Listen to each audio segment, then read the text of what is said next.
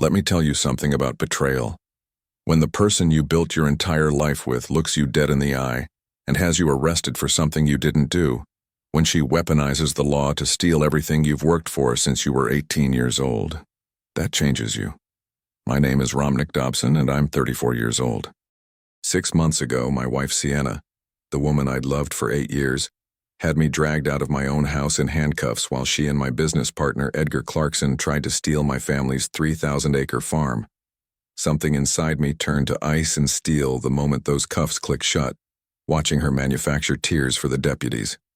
What followed wasn't about clearing my name or recovering stolen money. It was about making sure Sienna and Edgar faced consequences so devastating they'd never recover.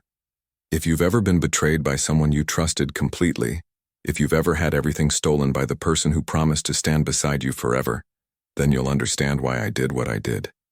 This is the story of how I turned the tables and made sure justice wasn't just served. It was devastating. But let me start from the beginning. Before I go any further, let me know in the comments where in the world you are watching from, and make sure to subscribe because tomorrow I will share a story you don't want to miss. Tuesday evening, I came home around 7 with my boots caked in mud from the South Fields, expecting dinner and maybe some help reviewing the quarterly reports. Instead, I found Sienna standing in our kitchen with 2 sheriff's deputies and what looked like official court documents spread across the counter. "What the hell is this?" I demanded, looking between her and the officers. The taller deputy, his nameplate red steel, stepped forward with his hand raised in that calming gesture cops use. "Sir, we need you to remain calm." Calm?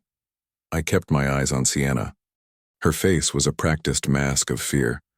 Trembling lip, wide eyes, the whole performance.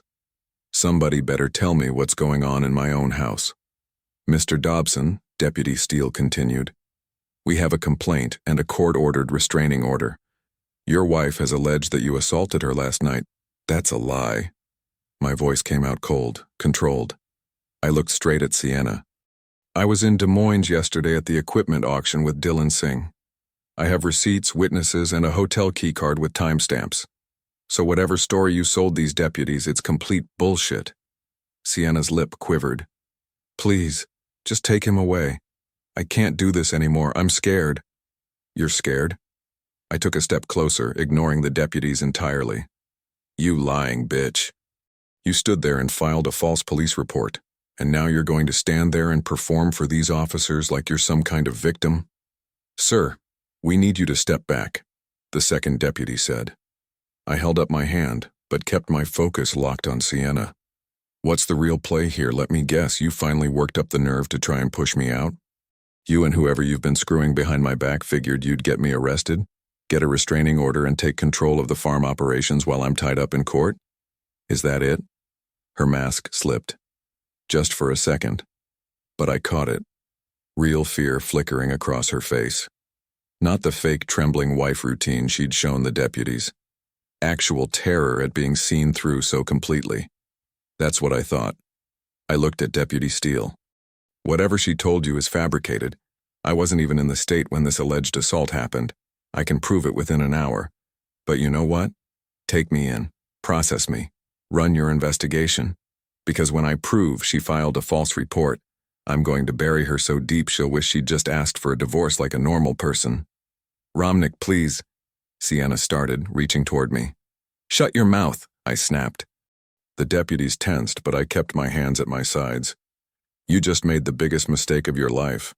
I built this operation from 200 acres of nothing into a 3,000-acre enterprise. You think some crocodile tears and a fake police report are going to take that from me?" I stepped closer and she actually backed against the counter. "Who are you working with?" I demanded. "Because you're not smart enough to plan this alone." "Who is it? Who'd you bring into this?" Her throat bobbed as she swallowed. She didn't answer, but her eyes darted toward her phone on the counter. "I'm going to find out," I said quietly, my voice dropping to something that made even the deputies shift uncomfortably. "And when I do, I'm going to destroy both of you, you understand me? This isn't going to be some quiet settlement. This isn't going to be an easy divorce. I'm going to make sure everyone knows exactly what you did, and I'm going to make sure you pay for it in ways you can't even imagine right now." "Mr. Dobson," Deputy Steele said firmly, moving between us. "We need you to come with us." I held Sienna's gaze for another long moment, watching her hand shake as she clutched the edge of the counter. Then I turned to the deputy and extended my wrists. "I'll come peacefully," I said. Unlike my wife here, I actually respect the law and tell the truth. The handcuffs clicked shut, cold metal against my wrists. I looked over the deputy's shoulder at Sienna one last time. "Enjoy the farm while you can," I told her. "This is the last week you'll ever set foot on Dobson land." Deputy Steele guided me toward the front door, his partner following behind. As we walked out, I saw Sienna grab her phone with a shaking hand, probably calling whoever she'd planned this with. Good. Let them think they'd won. The patrol car was parked in my driveway, right next to the barn my grandfather had built in 1952. I climbed into the back seat without resistance, watching through the window as my farmhouse, 4 generations of Dobson land, disappeared behind us. My jaw clenched, but my mind was already working through the next steps. They thought they'd outmaneuvered me. They thought having me arrested would give them control. They had no idea what was coming. Tuesday night in county jail was exactly as miserable as you'd imagine. Concrete walls, a toilet without a seat, and some guy 3 cells down who wouldn't stop muttering to himself about government surveillance. But I didn't waste time feeling sorry for myself. That's what they wanted. That's what Sienna was counting on. Instead, I lay on that thin mattress and ran through every financial conversation I'd had over the past 6 months. The quarterly reports that seemed just slightly off. The vendor invoices that looked legitimate but felt wrong somehow. Edgar's insistence on handling certain equipment purchases directly. Sienna's sudden interest in streamlining the accounting process. I'd noticed. God, I'd noticed. I just hadn't connected the dots because I trusted them. That wouldn't happen again. Wednesday morning arrived with fluorescent lights buzzing to life and the clang of cell doors during breakfast distribution. I ate the lukewarm oatmeal and drank the watery coffee, my mind already 3 steps ahead. Arraignment was Thursday. I'd walk out with charges dismissed. Then the real work would begin. The guard called my name around 4 in the afternoon. "Dobson, you got a visitor. Attorney consultation."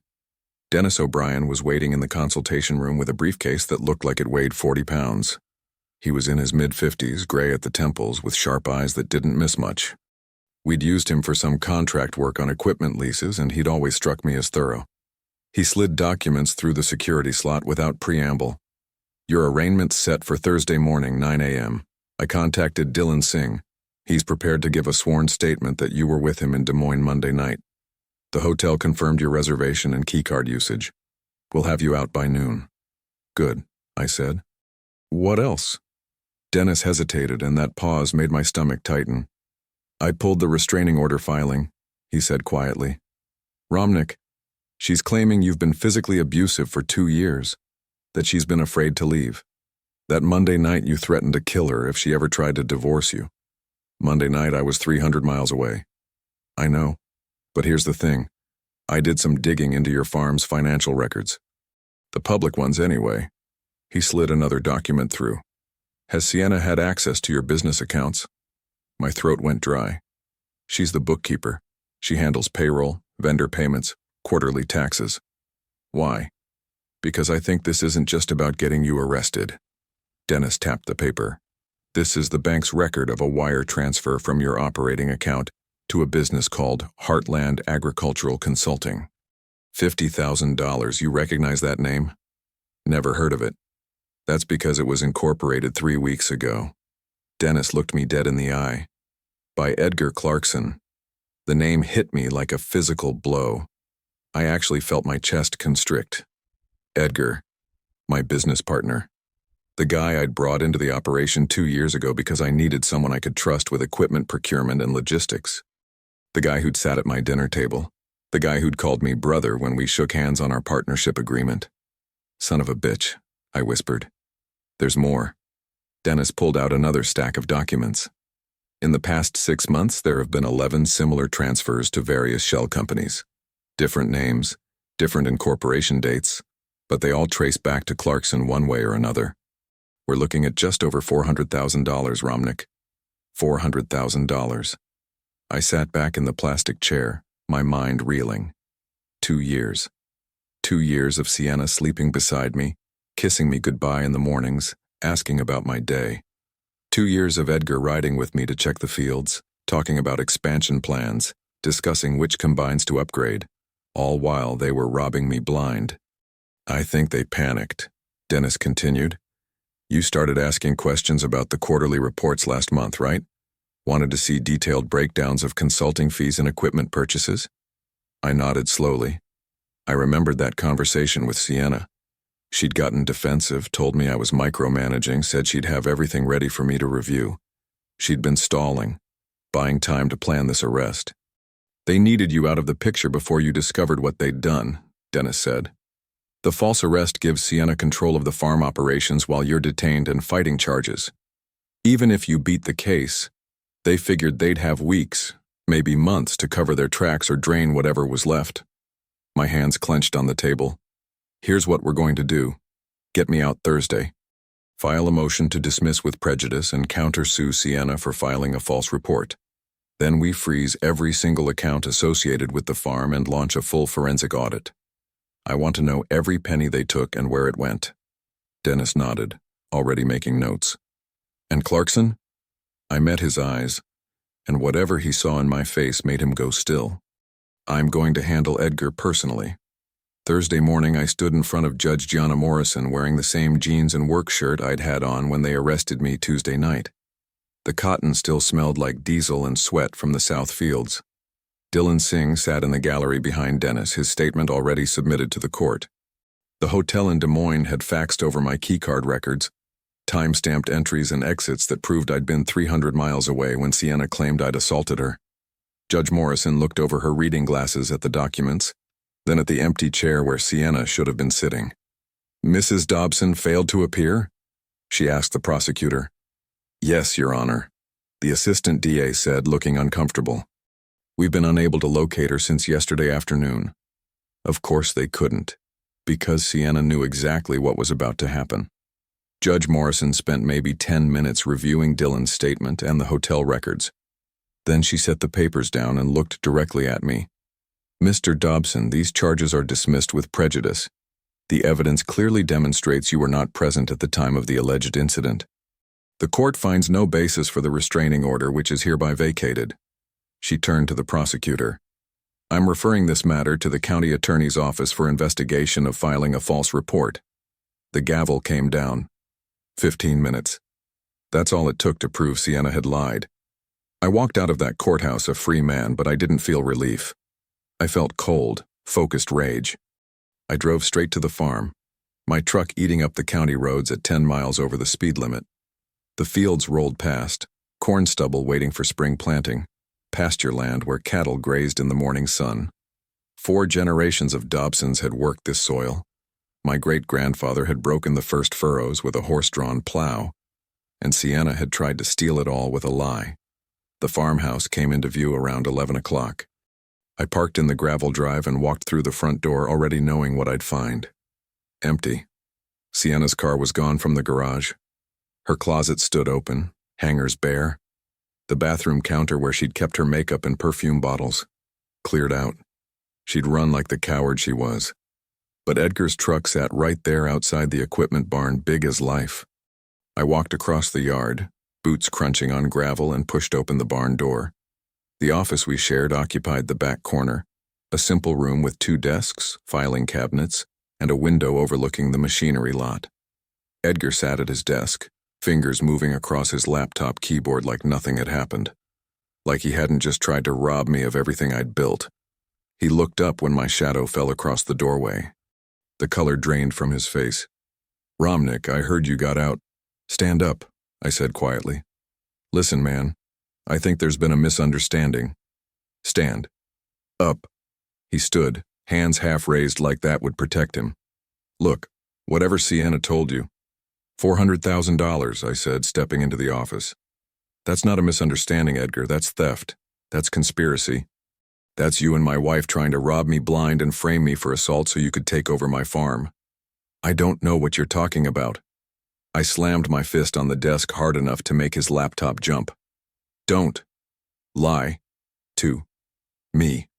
I have the bank records, I have the shell companies. I know everything. Edgar's face twisted, and suddenly the scared act vanished. What replaced it made my jaw clench. You know what your problem is, Romnick? His voice turned bitter, sharp. You never appreciated what you had. You inherited this land from your daddy, had everything handed to you on a silver platter, and you treat people like employees instead of partners. Sienna and I, we actually care about each other. We built something real while you were too busy playing Farmer King to notice your wife was miserable. So you decided to steal from me and have me arrested. We decided to take what we deserved, Edgar shot back. You think you're going to recover that money? It's gone. Offshore accounts, cash withdrawals, investments in my name, and Sienna's already filed for divorce. Nebraska's a no-fault state, brother. She's going to get half of everything in the settlement, and there's nothing you can do about it. I smiled. Edgar actually stepped backward. You're right about one thing, I said. Nebraska is a no-fault state for divorce. But you know what it's not lenient about? Fraud, embezzlement, conspiracy to commit theft. I've already frozen every account and filed police reports. By this time tomorrow, there's going to be a warrant out for both your arrests. You can't prove... I can prove everything. And here's what's going to happen. You're going to sign over your stake in this partnership. You're going to provide a full accounting of every dollar you and Sienna stole. And you're going to testify against her in the criminal case. If you do all that, maybe I'll ask the prosecutor to go easy on you. Edgar's jaw clenched. And if I don't, then I'm going to make sure you spend the next 10 years in prison. And when you get out, I'm going to sue you for every penny you have or ever will have for the rest of your pathetic life. Your choice, Edgar. Take the deal or spend the next decade watching your entire future disappear. He stared at me for a long moment. I watched his shoulders sag, watched the fight drain out of him like water from a cracked bucket. What do you want me to sign? I walked back to my truck and pulled out the folder Dennis had prepared that morning. Partnership termination agreements, financial disclosure forms, cooperation agreements with the county attorney's office. Edgar's hands shook as he signed each page. I watched without an ounce of sympathy. 2 weeks after I walked out of county jail, my kitchen table disappeared under a mountain of financial printouts. Larice Brady, the forensic accountant Dennis brought in, spread another stack of documents across the worn oak surface, her sharp eyes moving between pages like a detective hunting evidence. It's worse than we thought, she said, tapping a highlighted column of numbers. I'd been bracing myself for bad news, but the ice in my gut spread anyway. How much worse? The $400,000 we initially found? That's just what they took directly. When you factor in inflated invoices from fake vendors, equipment purchases that never happened, and consulting fees paid to Clarkson's shell companies. She looked up, and I saw something like sympathy in her expression. We're looking at closer to $700,000 over 2 years. $700,000, nearly a third of my operating capital, stolen bit by bit while I trusted the two people closest to me. While Sienna kissed me goodbye in the mornings and Edgar called me brother across the office. I thought about my grandfather's hands, calloused and worn from 50 years of working this same land. Thought about the pride in his voice when he'd told me the farm would be mine someday. He'd built something that lasted, and I'd let 2 thieves nearly destroy it. Can we recover it? I asked, my voice flat. Larice sighed. Some. The offshore transfers are going to be complicated, but the domestic accounts are frozen. We've identified about $200,000 in recoverable assets. The rest... She shrugged. It's going to depend on the criminal case. If the prosecution's strong enough, we might get restitution orders. But collecting on those orders? That's another story. What do we need to do? Turn this over to law enforcement. Let them handle the criminal side while we focus on the civil recovery. Detective Anthony Alvarado sat across from Dennis and me in a county sheriff's conference room, reading Larice's report with the practiced efficiency of someone who'd seen plenty of fraud cases. He was mid-40s, graying at the temples, and his expression grew harder with each page he turned. This is solid work, he said finally, setting the report down. I'm issuing arrest warrants for both Dobson and Clarkson today. Edgar will turn himself in, I said. He's already cooperating. And your wife? Ex-wife, I corrected. And I have no idea where she is. Alvarado nodded. We'll find her. They found Sienna 4 days later. Edgar had turned himself in the day after the warrants were issued, just like I'd predicted. He was scared enough of prison time that he'd do whatever the prosecutors asked. But Sienna ran. Law enforcement tracked her through credit card transactions and cash withdrawals from one of the offshore accounts. She'd made it to Kansas City before the money ran out, holed up in a motel off Interstate 70, living on fast food and panic. When they brought her back for arraignment, I made sure I was there. The courthouse gallery was half empty that Friday morning, just a few other cases on the docket, a handful of attorneys and family members scattered across the benches. I sat in the back row, arms crossed, waiting. They brought Sienna in through the side door. She looked terrible. Hair unwashed, hanging limp around her face. The same clothes she must have been wearing when they arrested her.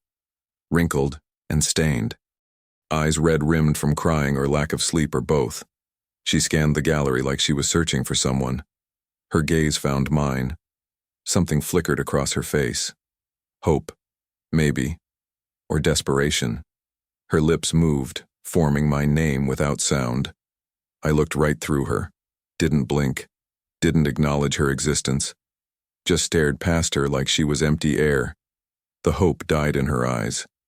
Judge Morrison set bail at $50,000, standard for fraud cases of this magnitude. Sienna's attorney, a tired-looking public defender named Marcus Webb, requested a reduction based on Sienna's lack of prior record. The prosecutor objected. Morrison denied the motion. Sienna's parents sat 2 rows ahead of me. I watched Michael McCarthy's shoulders slump when the judge announced the amount. Good people, Michael and his wife. They'd raised a daughter who turned into a snake, and now they were paying for it. They couldn't come up with $50,000. Sienna was remanded to county jail. As the bailiff led her away, she looked back one more time. Not at her parents. At me. I still didn't blink.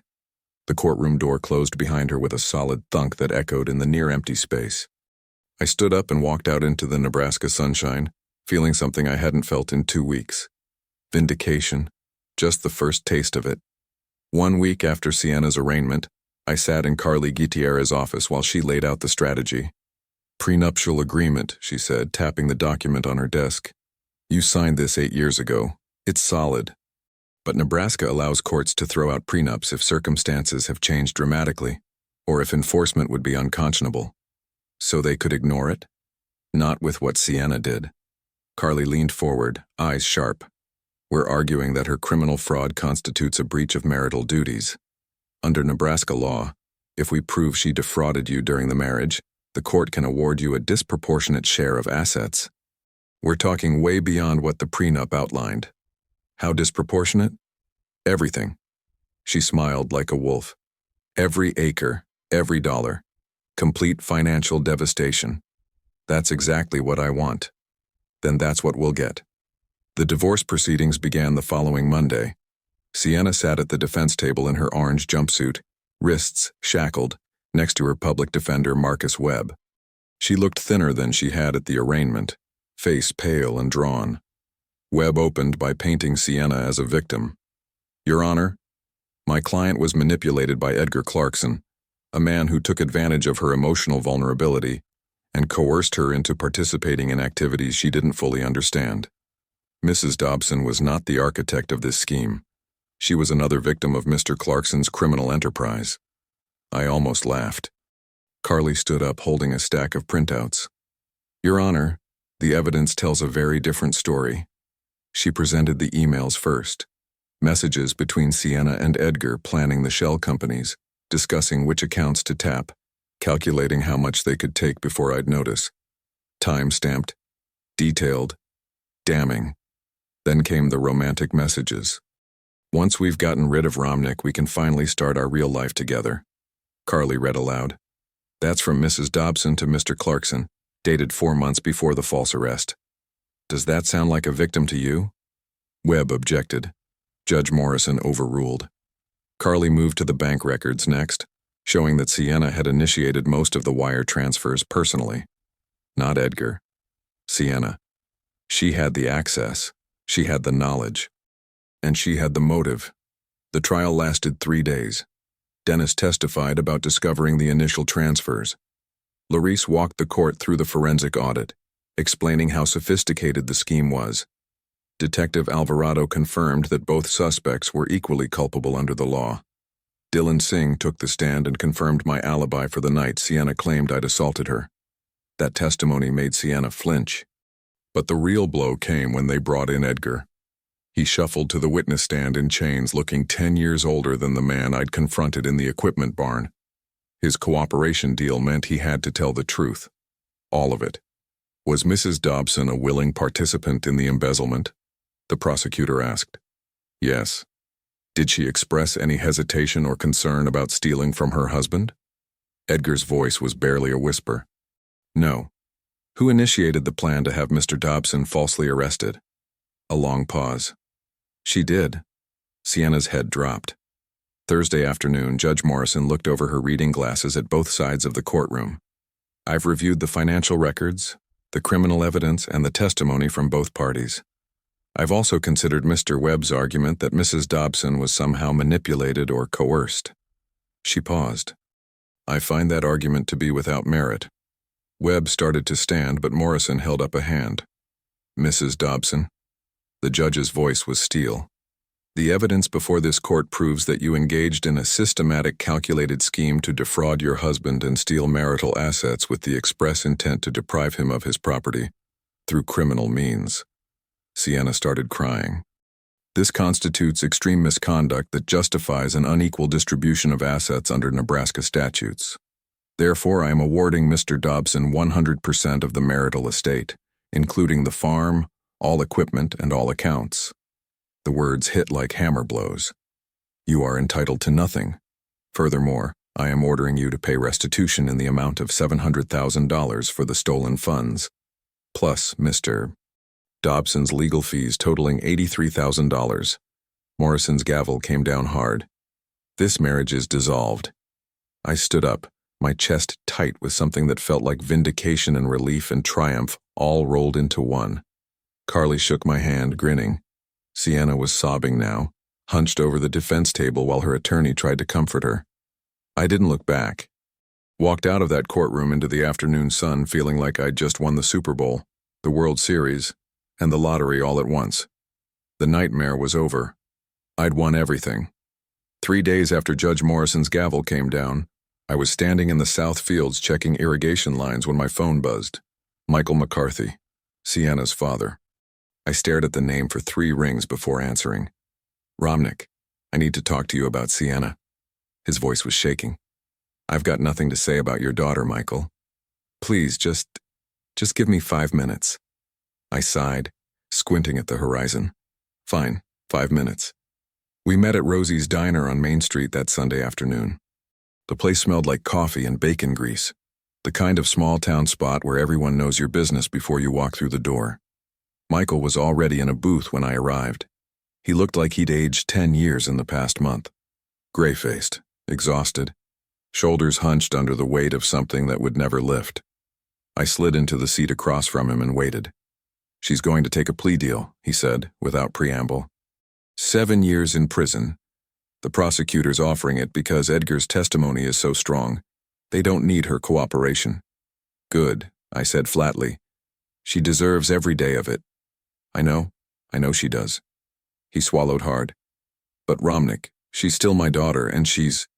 His voice cracked. She tried to kill herself last week, in her cell. They found her in time, but... Something twisted in my chest, but I pushed it down hard. That's not my problem anymore, Michael. I'm not asking you to forgive her. I'm not asking you to drop the charges. He rubbed his face with both hands. I just wanted you to know that what she did, it destroyed our family too. My wife won't speak to me because I testified against Sienna. My son won't return my calls. We lost everything because of what she did to you, and I need you to understand that we never knew. We never would have... I know, I said quietly. I know you didn't know, Michael. And I'm sorry you're caught in this. But Sienna made her choices. She tried to destroy me and she failed. That's not on you. He nodded, wiping his eyes with a paper napkin. There's something else. The restitution order. We're going to try to help pay it. We're selling our house, taking out loans. We might be able to come up with 100,000, maybe more. Would you consider accepting that as partial payment and forgiving the rest? I sat back, stunned. Michael, you don't owe me anything. Yes, I do. She's my daughter. Her debts are my debts. The waitress came by with coffee neither of us had ordered. We sat in silence while she poured. I can't let you do that, I finally said. You didn't steal from me. You testified against her when the prosecutor called you. You did the right thing. Then let me do this right thing too. His voice was so broken, so desperate to make something, anything right out of the wreckage his daughter had left behind. I didn't know what to say to that. So I just stood up, dropped a 20 on the table for the coffee, and walked out. 3 days later, Wednesday morning, I was in the equipment barn doing maintenance on the combine when my phone rang. Larice Brady. Romnick, we have a problem, a big problem. My stomach dropped. What now? I found another set of accounts. Offshore holdings in the Cayman Islands under Sienna's maiden name. There's $2 million there, Romnick. $2 million that we didn't know about. My blood ran cold. Where did it come from? I'm still tracing it, but it looks like... She paused, and I could hear papers rustling. God, Romnick, I think Edgar and Sienna weren't just stealing from you. I think they were running a separate scheme, defrauding other farmers and agricultural businesses using your farm's reputation as cover. You could be liable for their actions.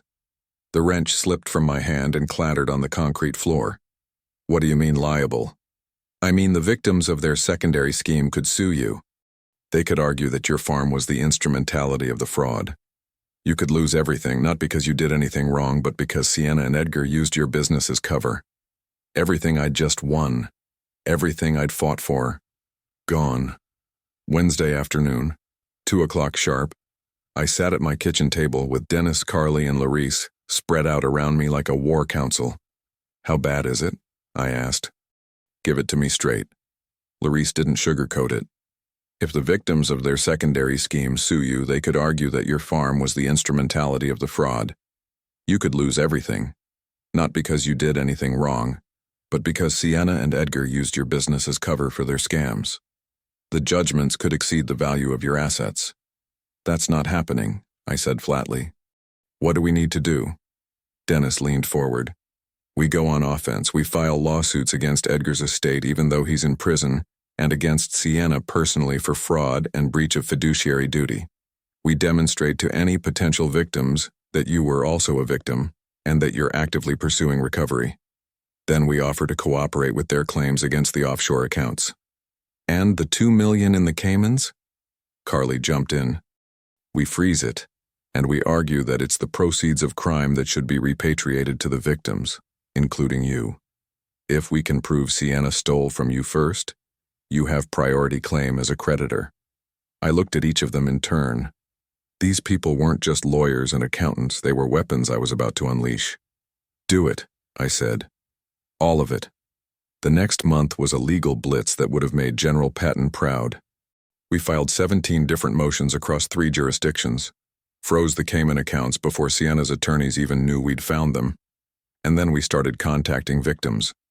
Larice's investigation uncovered the full scope of what Edgar and Sienna had been running.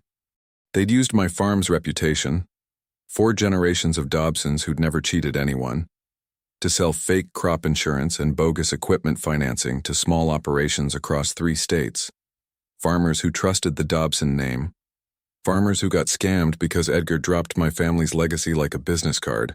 I made it my personal mission to call every single one of them. The first call was to a guy named Terrence Blackwell, who ran a 200-acre corn operation outside Omaha. He picked up on the 3rd ring. Mr. Blackwell, my name's Romnick Dobson.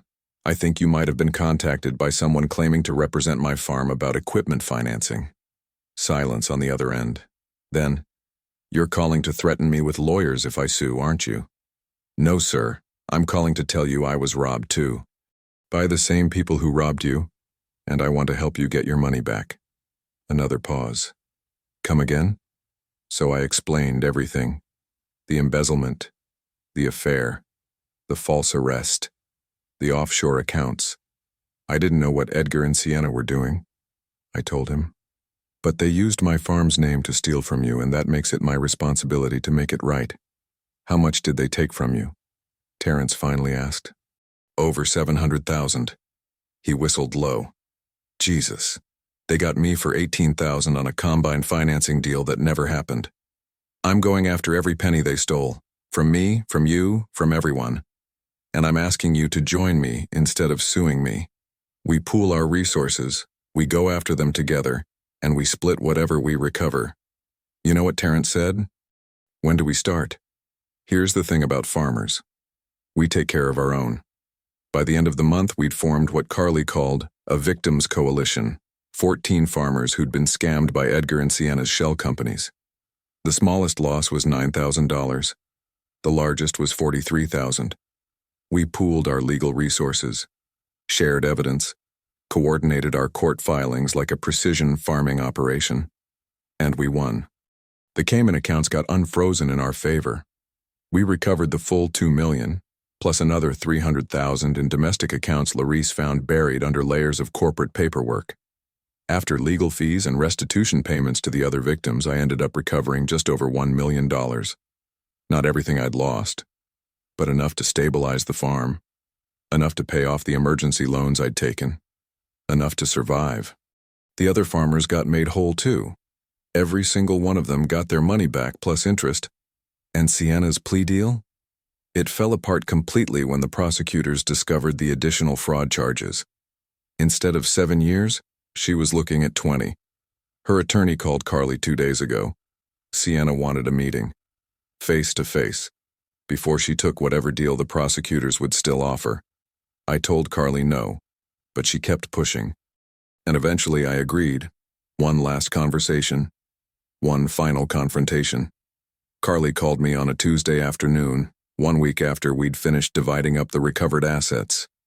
Sienna wants to talk to you, she said without preamble.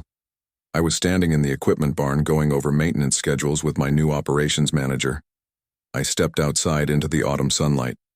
No. Romnick, just listen. I don't need to listen. The answer's no. She can take whatever plea deal the prosecutors offer and rot in prison. I don't need to hear another word from her. Carly sighed. The 7-year deal fell apart. With the additional fraud charges from the other farmers, she's looking at 20 now. Her attorney negotiated 15 if she testifies against everyone involved, provides complete accounting of all offshore assets, and pleads guilty to everything. Good. 15 years sounds perfect. She wants to see you before she signs, face to face. And I want to never see her again. Looks like we're both disappointed. Romnick. Carly's voice shifted, went softer. I know you don't think you need closure, but sometimes these meetings help. They give you a chance to say what you need to say, to look them in the eye one last time before they disappear into the system. I don't need closure from her, Carly. I need her in prison. Then tell her that, to her face. Let her see exactly what she turned you into. Let her carry that image for the next 15 years. I stood there, boots planted in the gravel, jaw clenched so tight my teeth hurt. One conversation. I finally said, that's it. They brought her to a conference room at the county jail that same afternoon. The room was small, white walls, metal table bolted to the floor, 2 chairs on either side. Sienna was already sitting when the guard opened the door, wrists shackled to a chain around her waist, wearing an orange jumpsuit that hung loose on her frame. She'd lost weight. Her face looked hollow, her hair unwashed and pulled back in a limp ponytail. The red-rimmed eyes I'd seen at her arraignment had dark circles under them now. She tried to smile when I walked in. I sat down across from her and said nothing. Thank you for coming, she said quietly. I stared at her. I know you hate me, she continued, her voice shaking slightly. I know I destroyed everything we had, and I know I deserve everything that's happening to me. You're right, I said, my voice flat and cold. You do. Her eyes filled with tears. I just wanted you to know that it wasn't all fake. When we got married, I really did love you. But then Edgar came along, and he made me feel things I hadn't felt in years, and I got lost. You didn't get lost, Sienna. You made a choice, 100 choices. Every time you transferred money, every time you lied to me, Every time you sat across the breakfast table and kissed me goodbye while you were planning with Edgar how you were going to steal my farm, those were choices. And you know what the worst part is? I leaned forward. If you'd just asked for a divorce, I would have given you a fair settlement. We could have parted ways like adults. But you tried to destroy me instead. I know, she whispered. I'm so sorry. I don't care about your apology. I care about justice. And justice is you spending the next 15 years in prison, thinking about what you did every single day. I stood up to leave. Romnick, she called out, her voice breaking. What's going to happen to Edgar? I paused at the door, my hand on the frame. Edgar's already in prison. 5 years eligible for parole in 3. But here's the thing, I made some calls. Talked to some of the other inmates' families. Turns out a lot of them are farmers who got screwed by people like you and Edgar. He's not having a good time in there. Her face went pale. And when he gets out, I continued, he's going to owe about $3 million in restitution and civil judgments. He'll never own property again, never get a decent job. He'll spend the rest of his life as a broke ex-con, and everyone in the agricultural community will know exactly what he did. His name's Poison. You destroyed him, she whispered. No, Sienna. He destroyed himself, just like you destroyed yourself. I just made sure everyone knew about it.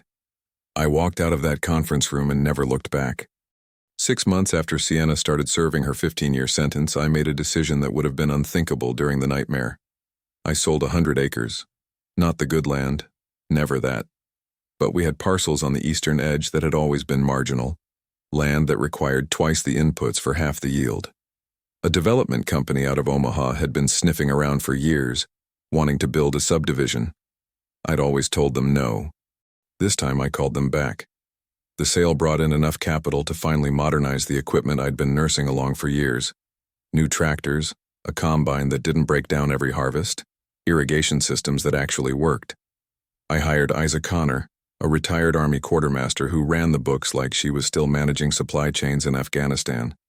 She took one look at my filing system and nearly had a stroke. This is chaos, she said, her first day on the job. That's what happens when your wife spends 2 years stealing instead of bookkeeping. Isa just nodded and got to work. Within a month, she had everything organized with military precision. Every invoice filed, every account reconciled, every penny accounted for. I slept better knowing someone like her was watching the money. We expanded into organic grain production that spring. Premium prices, growing market, and it felt good to build something new on land that had almost been stolen from me. I met Nancy on a Tuesday afternoon in July. One of my mares had colic, and my regular vet was on vacation. Nancy Clark drove out from the next county, spent 2 hours getting the horse stabilized, and somehow ended up staying for dinner. She was smart, funny, had her own veterinary practice and absolutely zero interest in farming beyond making sure my animals stayed healthy. I like that you have your own thing going on, I told her one night, maybe our 5th or 6th date. You don't need me or my farm. She smiled over her wine glass. And I like that you're not looking for someone to manage your life. We're both adults who've been through some stuff. We know what we want. What I wanted was peace. And slowly, carefully, I built it. The other victims of Edgar and Sienna's schemes got made whole through the restitution payments. Every farmer they'd scammed with fake insurance or bogus financing got their money back.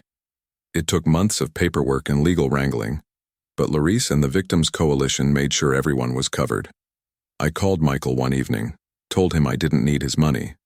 The offshore accounts had covered my losses. He cried on the phone, thanked me maybe a dozen times. He and his wife reconciled after that. Some good came out of the wreckage, I guess. Edgar got paroled after 3 years. I heard through the agricultural grapevine, and it's a tight grapevine, let me tell you, that he was working as a night janitor somewhere in Colorado, living in a trailer, dodging wage garnishments, barely scraping by. Last month, I ran into one of his old buddies at the farm supply store in town.